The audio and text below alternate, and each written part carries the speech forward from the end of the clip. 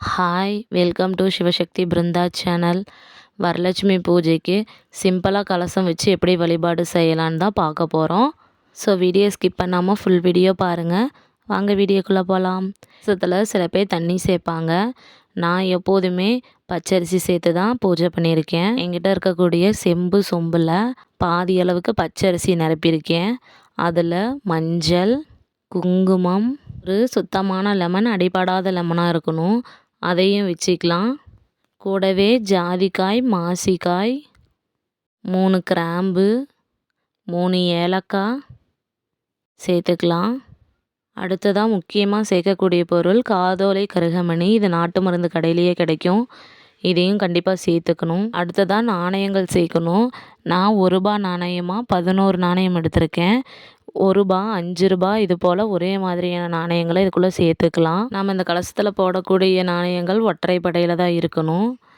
இந்த பூஜையெல்லாம் முடிஞ்சதுக்கப்புறம் புனர் பூஜை பண்ணினதுக்கப்புறமா இந்த நாணயங்கள் எடுத்து ஒரு மஞ்சள் துணியில் கட்டி நம்ம பீரோக்குள்ளே வச்சுக்கிட்டா பணம் வசீகம் உருவாகும், தேவையில்லாத செலவுகள் குறையும், மகாலட்சுமி வாசம் செய்வாங்க. அடுத்ததான் நான் சேர்க்க போகிறது எங்கள் பாப்பாவோட கோல்டு செயின் தான்.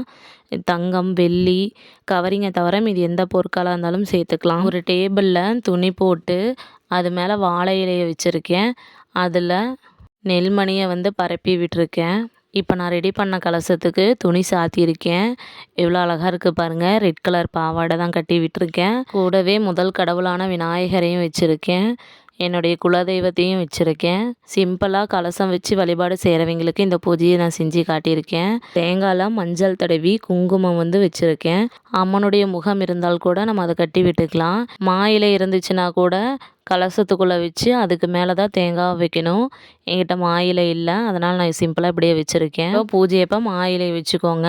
இப்போது இந்த கலசத்தை தான் நம்மளுடைய மகாலட்சுமி தாயாராக நம்ம நினச்சிக்கணும். ஒற்றைப்படையில் நம்ம எத்தனை விளக்குகள் வேணாலும் வச்சுக்கலாம். நான் எப்போவுமே வைக்கக்கூடிய வெள்ளி விளக்கும் 2 குத்து விளக்கும் மட்டும் வச்சுருக்கேன். பழங்கள் எல்லாம் எங்கிட்ட இருக்கக்கூடிய எல்லா பழங்களையும் வச்சுருக்கேன். கூடவே வெத்தலை பாக்கும் காணிக்கையும் வச்சுருக்கேன். நான் தாம்பூலமாக ப்ளவுஸ் பிட்டு, மஞ்சள் குங்குமம், மஞ்சள் கவுரு, வளையல் வச்சுருக்கேன். கூடவே பூ சேர்த்து வச்சுருக்கேன். வரக்கூடிய சுமங்கலி பெண்களுக்கு தாம்பூலத்தில் என்னென்ன வச்சு கொடுக்கலான்னு சொன்னால் ப்ளவுஸ் பிட் கொடுக்கலாம்.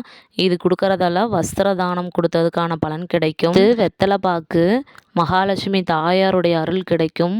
நெக்ஸ்ட்டு மஞ்சள் குங்குமம் தாலி கயிறு கொடுக்கறனால மாங்கல்யம் பலம் பெறும். காசு வச்சு நம்ம கொடுக்கறதுனால செல்வம் செழிப்பாகும். பூ வச்சு கொடுக்கறனால சுமங்கலியாக நம்ம இருப்போம். பழங்கள் வச்சு கொடுக்கறனால நாம் அன்னதானம் கொடுத்ததுக்கு சமம் வரும். வளையல் வச்சு கொடுத்தோம்னா மகிழ்ச்சி கிடைக்கும். சீப்பு வச்சு கொடுக்கறதால மாங்கல்யம் பலம் பெறும். மருதாணி கொடுக்கறதுனால மகாலட்சுமியோட அருள் கிடைக்கும். கண்மை கொடுக்கறனால திருஷ்டி, தோஷம் இது போல் இருக்கிறதெல்லாம் நீங்கும். கண்ணாடி கொடுக்கறனால நம்மளுடைய செல்வ செழிப்பு பெருகி கொண்டே போகும். கூடவே ஒரு தட்டும் வச்சு கொடுக்கலாம். கண்டிப்பாக ஸ்வீட் வச்சு கொடுக்கணும். ஏன்னா ஸ்வீட் வச்சு கொடுக்கறனால நம்மளுடைய வாழ்க்கையும் இதுக்கு மேலே இன்பமாக இருக்கும். எல்லாத்தையும் வச்சு கொடுக்கறது ரொம்பவே விசேஷமானது. பட் உங்களால் எவ்வளோ முடியுமோ வசதிக்கு ஏற்ற மாதிரி முக்கியமான பொருட்களை தாராளமாக கொடுக்கலாம். கேட்ட வரங்களை கொடுக்கக்கூடிய இந்த வரலட்சுமி நோன்புக்கு கண்டிப்பாக வழிபாடு செய்யுங்க. ஏன்னா மகாலட்சுமி தாயாரே இந்த வழிபாட்டை இப்படி தான் செய்யணும்னு சொல்லி கொடுத்துருக்காங்க. ஆறுமதின்ற பொண்ணு கிட்ட மகாலட்சுமி தாயாரே காட்சி அளித்து இப்படி இந்த மாதிரி பூஜை செய்யுங்க, கண்டிப்பாக நான் உங்கள் வீட்டில் வாசம் செய்வேன்னு சொல்லியிருக்காங்க. அதே போல் இந்த வழிபாட்டை யார் யார் செய்கிறீங்களோ அவங்க வீட்லேயும் நான் வாசம் செய்வேன்னு சொல்லியிருக்காங்க. மகாலட்சுமி தாயார் நம்ம வீட்டுக்கு வந்தால் எல்லா விதமான செல்வ செழிப்பும் நம்மளை வந்து சேரும். கண்டிப்பாக இந்த வழிபாட்டை செய்யும்போது வீட்டுக்கு வரக்கூடிய எல்லாத்துக்குமே அன்னதானம் கொடுக்கணும். வழிபாட்டுக்குடைய முக்கியமான மகாலட்சுமியோட அம்சம் நிறைஞ்ச பொருட்களையும் வைக்கலாம்.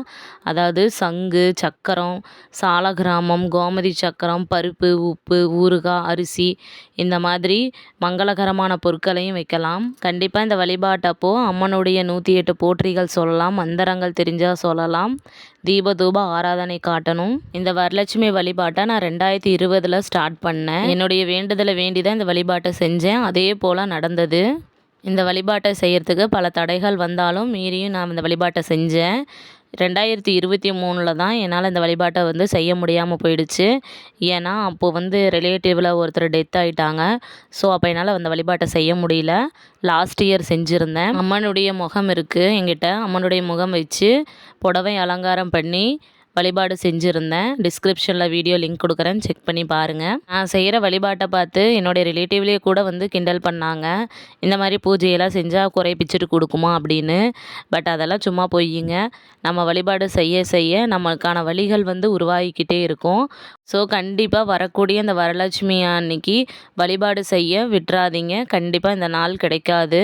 திருப்பி ஒரு வருடம் கழித்து தான் கிடைக்கும். வரக்கூடிய ஆகஸ்ட் மாதம் 8ஆம் தேதி இந்த வழிபாடு செய்ய முடியலனாலும் பரவாயில்ல, அடுத்து வரக்கூடிய வெள்ளிக்கிழமையில் தாராளமாக செய்யலாம். வழிபாட்டை செய்யறதுக்கான நேரம் சொல்கிறேன். வியாழக்கிழமையை அம்மன் அழைக்கிற மாதிரி இருந்தால் மாலை 6 மணிக்கு மேலே அம்மன் அழைச்சிக்கலாம். அழைச்சிட்டு வந்து சிம்பிளான பிரசாதம் வச்சு வழிபாடு செஞ்சுக்கலாம். வெள்ளிக்கிழமை காலையில் எழுந்தது உடனே எல்லா வேலைகளையும் முடித்ததுக்கப்புறமா 9 மணிக்கு மேலே சிம்பிளான பிரசாதம் வச்சு தூப ஆராதனை காட்டிக்கலாம். வெள்ளிக்கிழமை ஈவினிங் தான் முக்கிய வழிபாடு. அப்போது 6 மணிக்கு மேலே அம்மனுக்கு அலங்காரம் செஞ்சு பிரசாதங்கள் வச்சு சுமங்கலி பெண்கள் கன்னி பெண்களை வர வச்சு தாம்பூலம் கொடுக்கலாம். அம்மனுடைய 108 போற்றிகள் சொல்லி மந்திரங்கள் தெரிஞ்சால் சொல்லி மகா தூப ஆராதனையெல்லாம் காட்டலாம். இந்த வழிபாடு செய்யும்போது கூட கணவர் இருந்தால் ஆசீர்வாதம் வாங்கிக்கலாம். வயசுக்கு பெரியவங்க யாராவது இருந்தாலுமே அவங்ககிட்டையும் ஆசீர்வாதம் வாங்கிக்கலாம். புனர் பூஜை செய்கிறதுக்கு சனிக்கிழமை காலையில் 9:45 மேலே இருந்து 12 மணிக்குள்ளார புனர் பூஜையும் செஞ்சுக்கலாம். இந்த வீடியோ பிடிச்சிருந்தா லைக் பண்ணுங்கள், கமெண்ட் பண்ணுங்கள், என்னோடய சேனலை சப்ஸ்கிரைப் பண்ணிக்கோங்க. வரக்கூடிய வரலட்சுமி நோம்புக்கு நான் செய்யும் வழிபாட்டை எல்லோரும் பாருங்கள். இந்த வழிபாட்டை செஞ்சு மகாலட்சுமியோட அருளை எல்லோரும் பெறுங்க. நெக்ஸ்ட் வீடியோவில் பார்க்கலாம்.